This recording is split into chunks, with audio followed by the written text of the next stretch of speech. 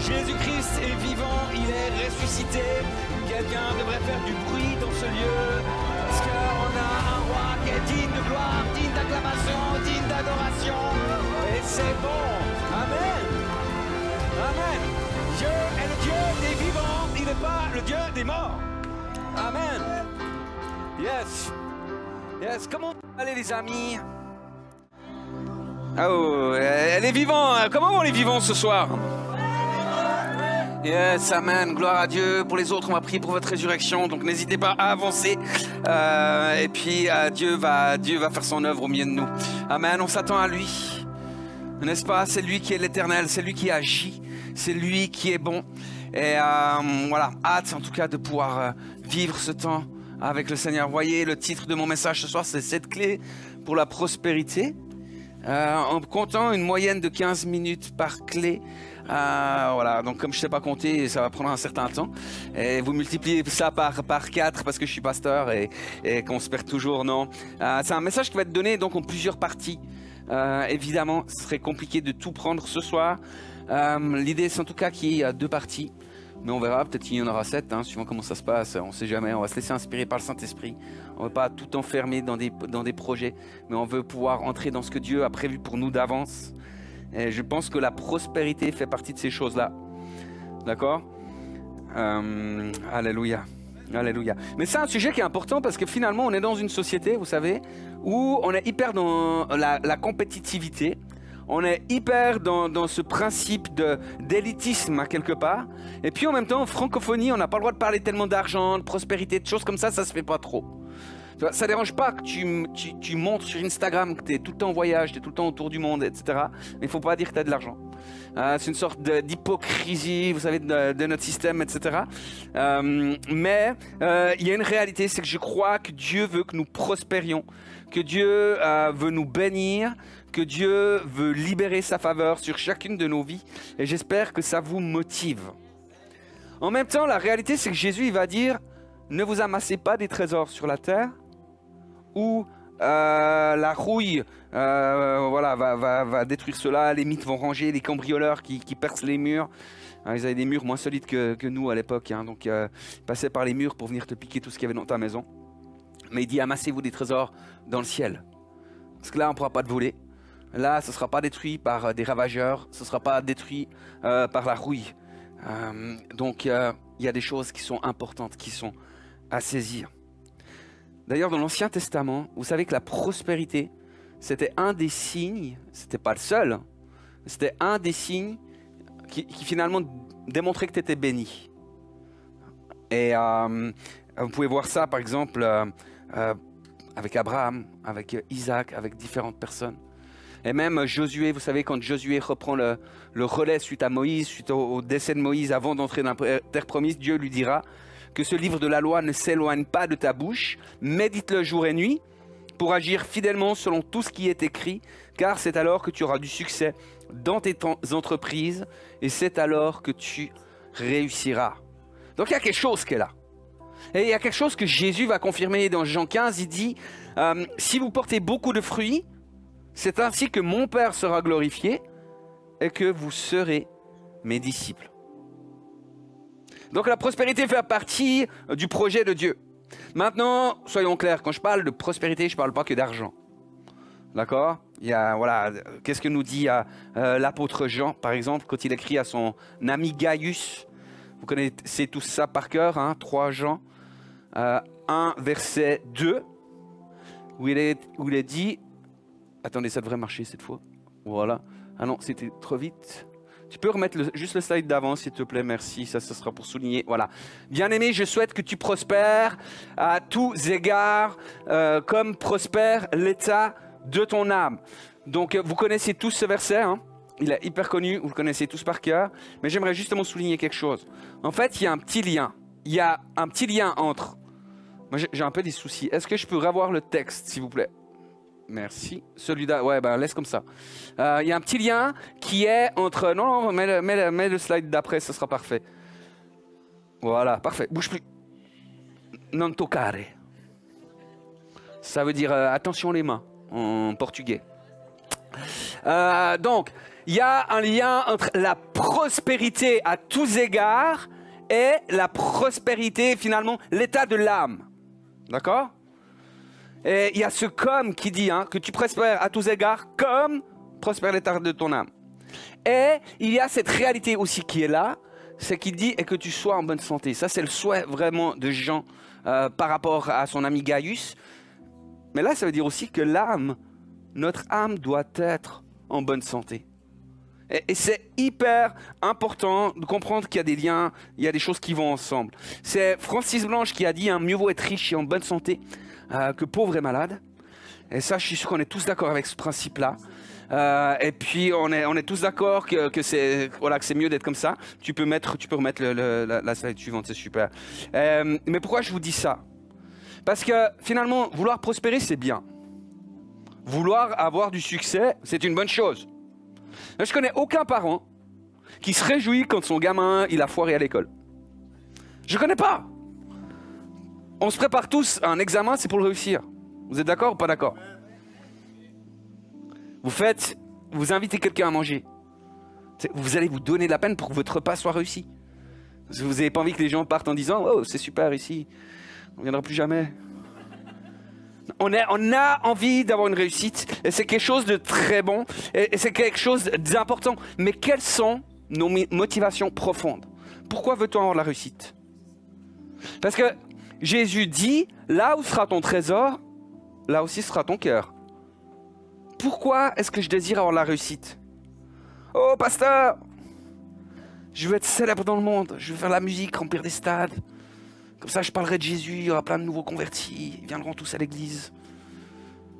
Oh, pasteur, je veux gagner des millions.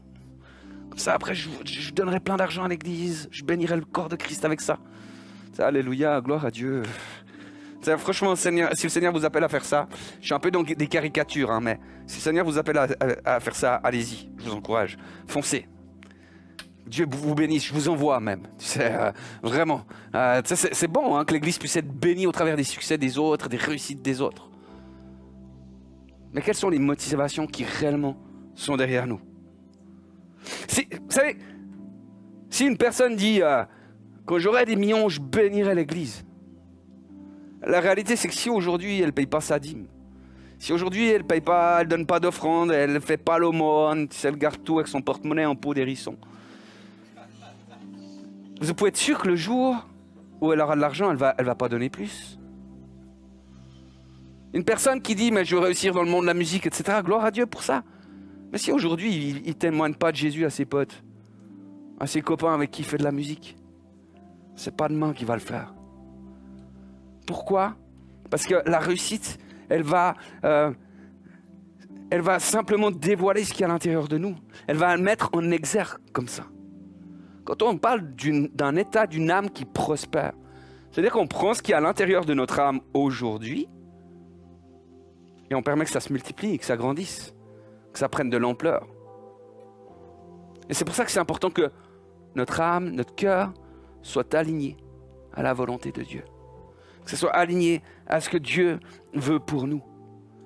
Parce qu'à quelque part, les amis, si notre désir c'est de glorifier Dieu en toutes choses, si notre désir c'est de pouvoir amener le royaume de Dieu là où Dieu nous place, si notre désir c'est de bénir les frères et sœurs, vous savez, le reste, la prospérité, n'importe quel moyen, ça deviendra un moyen comme un autre. Parce que finalement, on vivra déjà les choses aujourd'hui. On pourra déjà bénir des frères et sœurs aujourd'hui. On n'a pas besoin d'être millionnaire pour être généreux. Hein. Amen. On refait passer les arrosoirs. Je pense qu'il y a un flow là qui est bon. Je pense qu'il y a quelque chose qui s'en vient.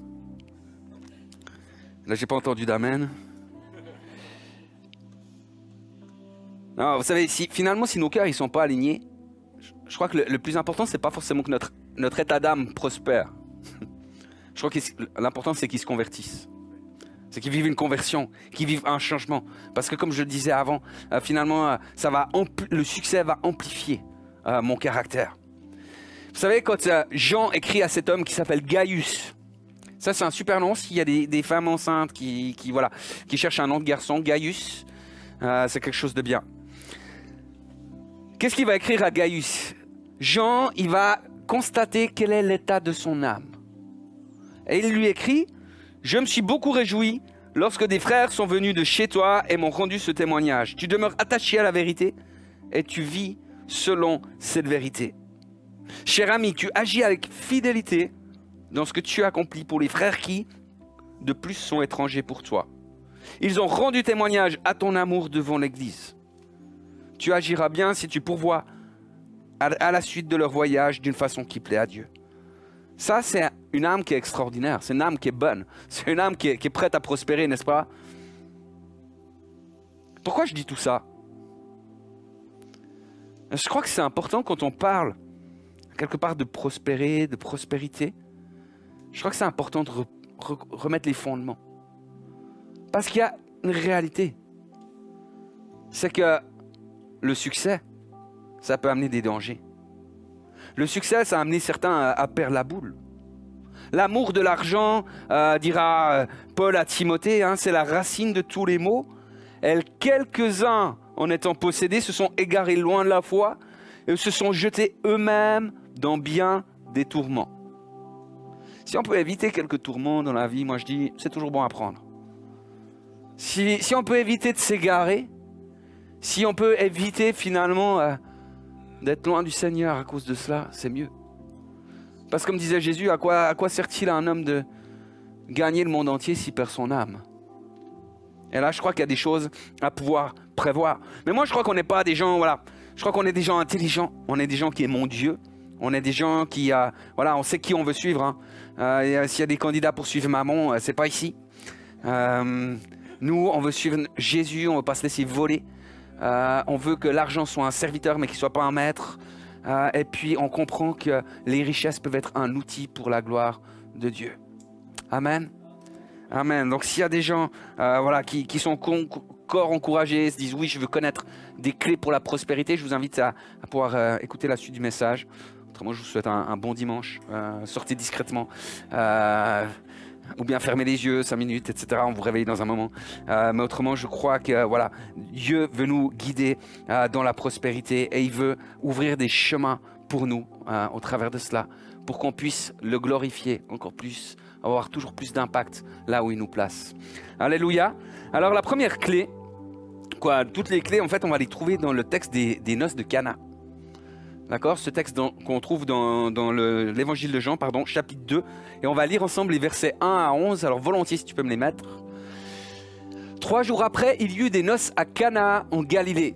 La mère de Jésus était là. Et Jésus fut aussi invité aux noces avec ses disciples.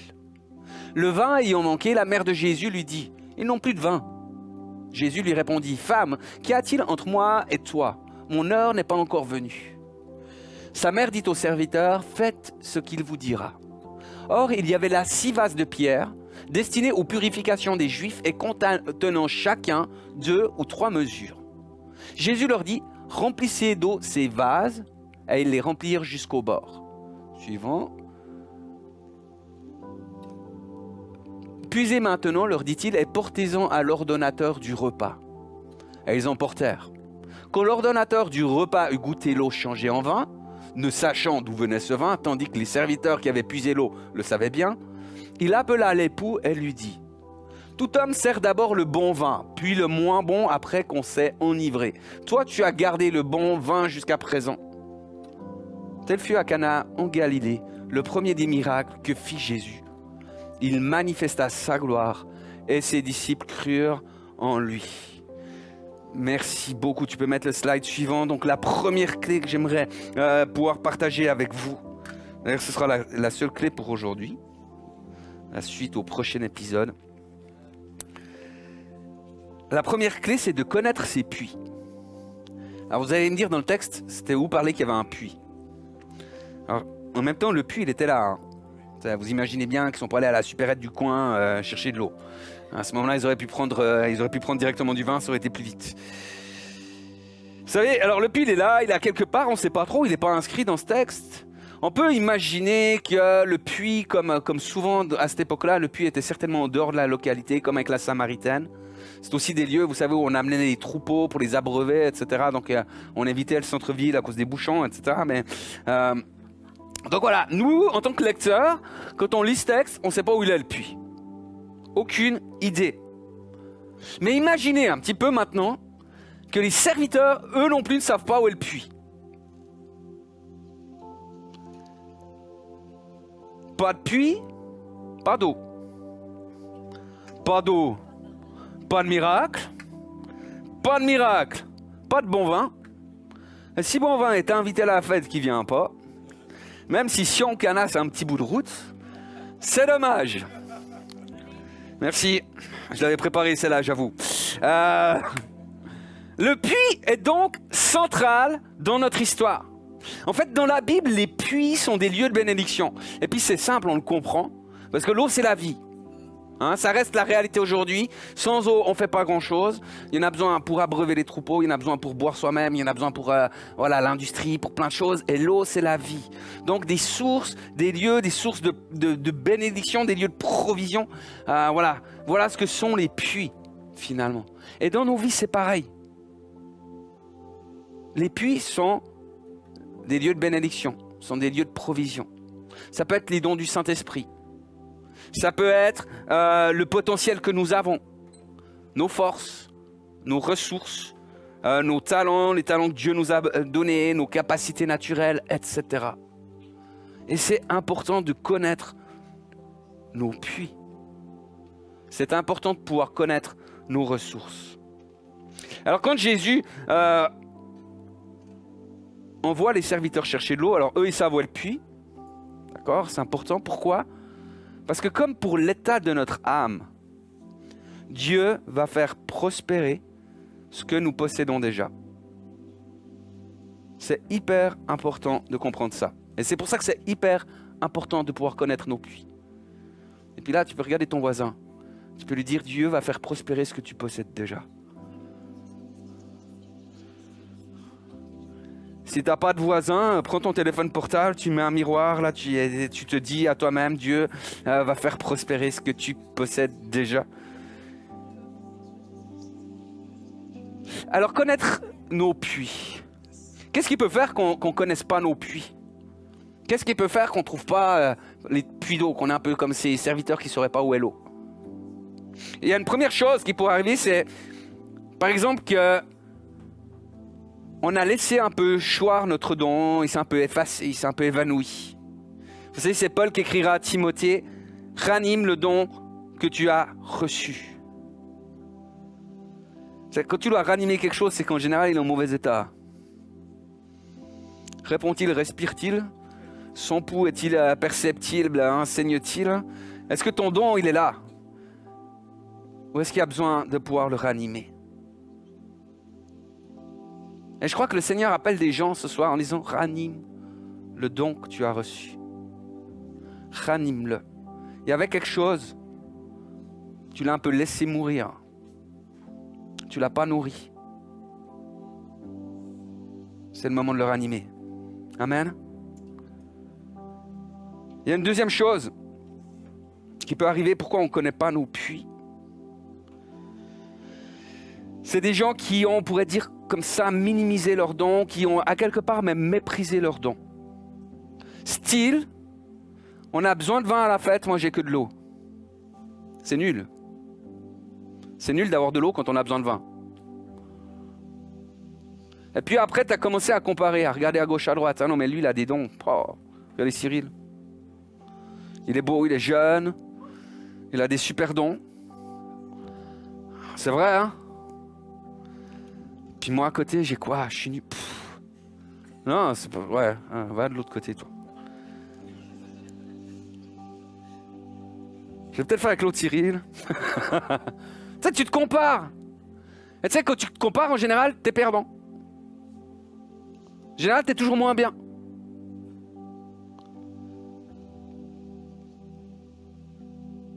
Et puis finalement, tu méprises le don que toi, tu as reçu. Et tu le laisses de côté. Vous savez ce qui est arrivé quand Dieu a appelé Moïse? Parce que Moïse, il a fait ça aussi un peu. Dieu appelle Moïse, il dit, tu vas aller libérer mon peuple d'Égypte. Et puis Moïse, il commence à dire, ouais, attends, déjà, je sais pas trop bien parler. Voilà, je suis un peu une quille de ce côté-là. Après, tu vois, tu m'envoies vers un peuple, ils me connaissent quand même, ils savent que c'est moi qui ai tué l'Égyptien. Et puis, après, tu vois, il y a Pharaon. C'est aussi chaud avec Pharaon. Hein, il était quand même c'était la fille de Pharaon qui avait accueilli Moïse. C'est quand même chaud. Il est quand même connu dans le milieu. Je dis, mais qu'est-ce que tu veux que j'aille faire là-bas? Il n'y a personne qui va m'écouter, ça c'est sûr. Je suis grillé.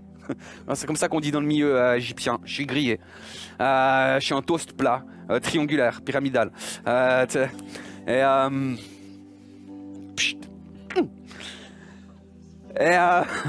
Non mais je pense à des bêtises après, c'est ça le pire. Donc le gars, il se dit, je suis grillé, qu'est-ce que tu veux que j'aille faire là-bas? Et puis Dieu va lui dire, mets t'as quoi entre tes mains? Il avait quoi Moïse entre ses mains? Un bâton. Un bâton, ça peut sauver ta vie. Puis il lui dit, jette ce bâton par terre. Moïse va jeter ce bâton par terre et le bâton devient un serpent. Et puis là, Moïse il prend peur. Tout d'un coup, il réalise que ce simple bâton qui pourrait sembler ridicule au départ, c'est une puissance quand il est entre les mains de Dieu. Et le Seigneur appelle des personnes ce soir qui ont comme méprisé leur don, qui ont comme dit, oh, c'est nul, je n'ai que de l'eau, à pouvoir ressaisir ce que Dieu leur a donné. Et à pouvoir comprendre que cela, quand on se met en route, etc., il y a une puissance qui se dégage avec cela. Je ne sais pas si ça vous parle, mais moi je trouve que c'est très pertinent en tout cas. Il y a encore, pour de nombreux chrétiens, en fait, quand tu leur demandes, mais quels sont les dons que tu as reçus? Voilà, qu'est-ce qui est en toi? Qu'est-ce qui est là? Il y en a beaucoup qui disent, en fait, qu'ils ne savent pas. Et c'est vrai. Je ne sais pas si c'est le cas parmi vous, si plusieurs sont dans ce cas-là, mais beaucoup, finalement, ne savent pas. Ils se disent, j'en sais rien. Comment ça se fait qu'on peut ne pas connaître nos dons? Il y a deux choses que j'aimerais remarquer. La première, et je crois que c'est vraiment deux raisons principales qui sont là. La première, c'est que vous savez, une source, elle peut être cachée. Et logiquement, vous savez, vous prenez un point d'eau, vous prenez une source d'eau, logiquement, autour de cette source, il peut y avoir vite il y a de la végétation qui va pousser. Pourquoi? Parce qu'il y a de l'eau. Super. Donc, non mais, ça a l'air de rien. Mais pour de nombreuses personnes, en fait, cette source d'eau n'a pas été une priorité. Et puis, tu sais, on est tellement vite pris, il y a tellement ci à faire là à gauche, il y a ça à faire là à droite, tu commences à courir, tu es là pour ça, tu cours au foot, tu cours au machin, tu dis ta. Puis à la fin, tu as négligé cette source. Et qu'est-ce qui se passe alors? Ben, la végétation, elle prend place. Tu sais, il suffit qu'il y ait que ce soit un endroit un peu rocher, etc. Et toi, t'es pas dans le truc, tu sais pas où elle est. Tu sais plus où elle est, tu la vois plus. Et qu'est-ce que nous a dit Jésus? Il a dit, mais celui qui cherche, c'est pas compliqué, hein? Celui qui cherche, il trouve. Et j'aimerais t'encourager, il y a plusieurs personnes ici qui doivent chercher. Chercher, se dire, peut-être se refocaliser sur les choses essentielles. Tu t'es fait prendre dans des choses, ok, c'est pas un souci. Mais reviens, il y a des lieux de bénédiction pour ta vie qui sont là. Il y a des sources qui sont là pour toi, qui t'appartiennent, qui sont là, et que tu n'utilises pas. Peut-être que vous dites, mais comment est-ce qu'on fait? Comment est-ce qu'on cherche? Mais posez-vous des bonnes questions là aussi. Qu'est-ce qui vous tient à cœur? Qu'est-ce qui repose sur votre cœur? Comment est-ce que vous réagissez dans certaines situations, etc. Il y a peut-être aussi toutes ces réalités, vous savez. Alors, des fois, on est hyperactiviste, mais dans notre activisme, on est plein de capacités finalement. Où est-ce que Dieu m'a donné des forces? Quelles sont les capacités qu'il m'a données? Quels sont les dons spirituels qui m'intéressent, que je cherche avec zèle, comme dit la parole? Vous savez, il existe même des tests, tu peux faire des tests écrits. Et tu sais, pour le caractère, il y a différentes choses, et aussi pour les dons spirituels, ça existe. Et peut-être que c'est peut-être pas la solution miracle, mais ça va peut-être permettre de mettre des mots sur des réalités qui t'habitent, sur des choses qui sont sur ton cœur. Et tout d'un coup, ça aide. Donc cherche, prends le temps, cherche, et tu vas trouver. Et tu vas trouver ta source, et tu vas pouvoir aller y puiser tout à nouveau. Il y a une seconde chose, pourquoi les gens ne connaissent pas en fait leur source. C'est simplement parce que les puits ont été bouchés. Et ça rappelle une histoire dans Genèse. Une histoire avec Isaac. Isaac qui allait où il devait y avoir les puits de son père Abraham. Et en fait, il ne les trouvait pas. Pourquoi? Parce que dès qu'Abraham avait quitté les lieux, les Philistins avaient bouché ses puits. Et du coup, il y a des gens, et je crois que c'est une vérité pour de nombreuses personnes. Et écoutez bien, Église, parce que ça, c'est hyper important. Il y a des gens, ils ne se rendent même pas compte qu'ils se sont fait voler des bénédictions. C'est pas qu'ils vivent forcément sous des malédictions, mais ils ne se rendent même pas compte qu'ils se sont fait voler des bénédictions. En fait, ils ne savent même pas qu'ils ont des sources qui sont là pour eux et qui ont été bouchées. Et des fois, tu sais, il y en a, c'est un petit peu plus compliqué, parce que tu dois faire beaucoup plus de kilomètres pour aller trouver de l'eau. Alors qu'il y a des choses qui ont été prévues exprès pour toi et qui sont là. Des fois, c'est des héritages des pères qui ont été volés. Je ne sais pas s'il y en a qui ont dans leur famille, par exemple, des gens qui ont été des hommes de foi, qui ont été connus pour être des hommes de foi, connus pour être des gens qui priaient, des gens qui faisaient la... Je ne sais pas s'il y en a qui connaissent ça, qui ont eu ça dans leur famille. Puis tu sais, des fois, c'est mes meilleurs souvenirs. Hein. C'est le gars, ah oui, on avait cet ancêtre-là, ou cette grande tante-là, etc. Et puis en fait, c'est comme si nous, on n'avait aucune bénédiction qui venait suite à ce que cet homme a été. Mais si tu prends la Bible dit que Dieu bénit jusqu'à 1000 générations. Donc, si tu remontes 1000 générations en arrière, tout ce qui a été des bénédictions qui ont été gagnées au travers de ces hommes doivent te revenir. Et si tu les as pas, c'est qu'il y a une source qui est bouchée. Et si tu le sais pas, ben on va la déboucher. Amen. Mais il y a des choses qu'on doit ressaisir, les amis. Des choses que l'ennemi nous vole. Et nous, tu sais, on va encore chercher de l'eau à la Migros. C'est n'importe quoi. Même, ils veulent vendre du vin maintenant. Rien qu'à cause qu'on ne fait pas de miracle. C'est n'importe quoi. Il y a des bénédictions à pouvoir saisir. Il y a des choses qui vous appartiennent, que Dieu veut vous rendre, qui sont à vous et que l'ennemi a volé, qu'il a bouché. Et que toi, tu vis sans savoir qu'elles existent. Il y a même des fois des interdits qui ont été libérés sur des familles. Vous savez, des interdits, c'est comme des paroles de malédiction, en disant « Ouais, chez nous, ici, il ne se passera jamais ceci, ou il ne se passera jamais cela. » Il y avait une église où le conseil d'anciens avait dit « Chez nous, ici, il n'y aura jamais de réveil dans le Saint-Esprit, il n'y aura jamais de vie charismatique, etc. » Et chaque fois qu'il y a des pasteurs qui arrivaient et qui ouvraient un petit peu, ils étaient catapultés loin. Parce qu'il y avait des interdits. Parce qu'il y avait eu des sources qui avaient été bouchées, bloquées, et que l'eau ne pouvait plus arriver. Mais comprenez, frères et sœurs, ce n'est pas des choses qu'on peut dégager comme ça en 5 secondes. Pourquoi? Parce que derrière, il y a des esprits territoriaux. Il y a des esprits mauvais qui s'installent et ils sont chez eux. Et eux, ils n'ont pas envie d'être délogés. Hein. Eux, ils profitent de la source. Pour mettre leurs pieds crochus là-dedans, quoi.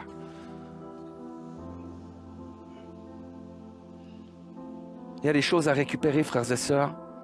Il y a des choses qui vous appartiennent et qui vous reviennent. Et c'est juste de pouvoir chercher à pouvoir les avoir et de pouvoir libérer des bénédictions. Et j'en profite de dire que c'est exactement ce qu'on va vivre samedi prochain lors de la rencontre transmission de cette journée-là. Après, c'est vous qui choisissez où vous allez. Hein. Moi, je devais avoir un truc hyper important samedi prochain. Je l'ai reporté. J'ai fait des choix. Pourquoi? Simplement parce que tout d'un coup, j'ai dit au Seigneur, ok, qu'est-ce qui est le plus important pour moi aujourd'hui? Puis je me suis dit, ben, les choses du royaume, je veux qu'elles prennent la première place. Donc j'avais les moyens, je l'ai fait, j'ai reporté cette chose. C'est un cours, je le ferai l'année prochaine, tant pis. Mais parce que je sais qu'il y a un momentum précis qui est là et qui est important. Et moi, je ne veux pas passer à côté. Donc j'aimerais vous inviter, frères et sœurs, à pouvoir vous inscrire à cette matinée. Marc vous attend à 8h, moi je vous attends à 8h30, hein, ça suffit. Voilà, je suis beaucoup plus généreux que Marc, avec des croissants. À 8h, là, il va vous faire ranger la salle, donc n'y allez pas. 8h30, regardez sur le site internet, c'est marqué 8h30, mais venez, je crois qu'il y a quelque chose à ne pas manquer. Il y a peut-être des choses qu'on peut repousser à plus tard, mais il y a des rendez-vous divins qu'on ne peut pas repousser à plus tard. Il y a des momentum qu'il ne faut pas rater. Il y a des bénédictions qu'il faut pouvoir saisir. Amen. Ouais, c'était 8h30, frère. J'ai dû aller contrôler sur le site internet. Du coup, j'ai dit, attends, 8h, c'est vachement tôt quand même. Je dis 8h un samedi. Déjà que la semaine, ça n'existe pas. Alors si le samedi, ils l'ont mis. Hein. Non, c'est pas vrai. J'ai des chiens, donc de toute façon, il faut les sortir avant 8h. Hein. Ça. Bref, je vous raconte ma vie, mais on va peut-être finir le message. Hein. Puis on peut discuter après avec grande joie. Mais je crois qu'il y a quelque chose de vraiment fort, de puissant que le Seigneur veut faire. J'aimerais vraiment vous encourager. Faites-en une priorité. Je vous invite, vraiment, je vous exhorte, parce que je crois qu'il va y avoir un avant et un après. Et ce serait dommage de passer à côté. Ok, c'est peut-être un jour, un samedi de beau qu'on rate, tant pis. Il y aura beaucoup plus de puissance et de soleil dans nos vies après cela. Amen. C'est important de pouvoir connaître les puits que Dieu nous a donnés. Parce que c'est à partir de là que Dieu va multiplier, qu'il va libérer sa prospérité, sa faveur dans nos vies. C'est pour ça que c'est important de connaître. Ça nous permet de nous préparer pour bien gérer. Imaginez Joseph, il a le songe avec ça, quoi, Pharaon a eu le songe, ça, il dit il y aura des années prospères, cette année après compliquée, etc. Imaginons que Joseph ne prépare rien du tout. La prospérité, elle peut tomber. C'est-à-dire que si tu as des greniers, tu vas amasser des grains.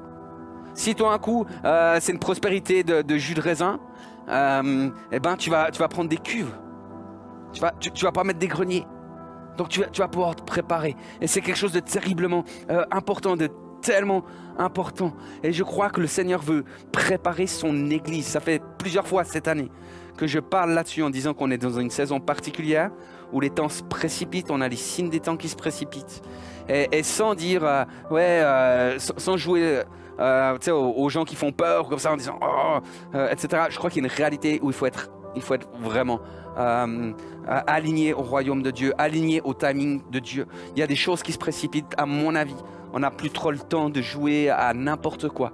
Mais c'est le temps de pouvoir se positionner avec notre Dieu, pouvoir recevoir ce qu'il a prévu pour nous d'avance. Le Seigneur me disait, mais vous savez, on est dans une période où le Seigneur il va agir avec beaucoup de faveur et beaucoup de grâce pour nous. Il me disait, mais le monde est ébranlé, les nations sont terriblement secouées depuis plusieurs années maintenant. Hein. Il me dit, mais moi je vais agir dans ma grâce, d'une faveur qui va vous étonner et qui va vous toucher. Dans le sens où, si vous prenez, vous savez, vous avez déjà vu la différence entre de l'eau et du vin. D'accord ? Par exemple, quand tu prends une douche avec de l'eau, c'est cool. Une douche avec du vin, ça colle. Non, c'est pas ce que je veux dire. L'eau est liquide. Le vin aussi. Mais la nature n'a rien à voir. Quand Jésus va faire le miracle, c'est l'ordonnateur. Ça veut dire, c'est le MC. C'est le maître de cérémonie, c'est celui qui s'occupe de tout occuper le repas, etc., de tout préparer. Il n'a rien vu de ce qui s'est passé. Il était plus loin, il n'a rien vu. Par contre, tout d'un coup, il a pu goûter au principe du royaume. Il a pu goûter à la bonté de Dieu. Et le Seigneur veut faire de nous des gens qui ayons ce goût du ciel, ce goût du royaume, de manière à ce que les gens, quand ils sont avec nous, ils goûtent au royaume de Dieu et ils goûtent à la bonté de Dieu. Et c'est ça qu'il veut faire au travers de sa prospérité. Et ce sera la fin du premier épisode de cette série de clés pour le royaume de Dieu. Je vous invite à vous lever, je veux prier et je rendrai la parole à Marc. Seigneur, moi je veux te dire merci. Parce que tes projets pour nous sont des projets de paix, non pas de malheur. Parce que tu as des bontés en réserve qui sont là pour nous. Parce que tu as donné aussi à chacun des dons, à chacun des sources. Chacun, Seigneur, ici a des puits extraordinaires dans lesquels, Seigneur, tu désires manifester ta puissance et ta gloire pour manifester ton royaume. Et moi, je veux dire, Jésus, merci. Parce que finalement, on est des privilégiés. Parce que c'est vrai qu'humainement, si on a une source d'eau, ce sera toujours qu'une source d'eau. Mais avec toi, une source d'eau, ça peut devenir meilleur qu'un bon Pétrus. Alors merci Seigneur pour tes bontés. Merci parce que Seigneur, tu nous appelles selon ton dessein pour un projet de gloire, un projet qui va avec toi. Seigneur, que tu puisses nous permettre ce soir d'être tous alignés à ces réalités-là. Qu'on puisse, Seigneur, connaître nos sources, connaître notre ressource, connaître tout ce que tu nous as déjà donné. Et Seigneur, qu'on puisse t'y donner, qu'on puisse t'y présenter, afin que tu puisses agir au travers de tout cela.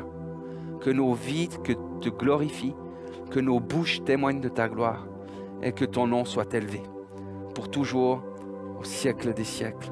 Amen. Soyez bénis.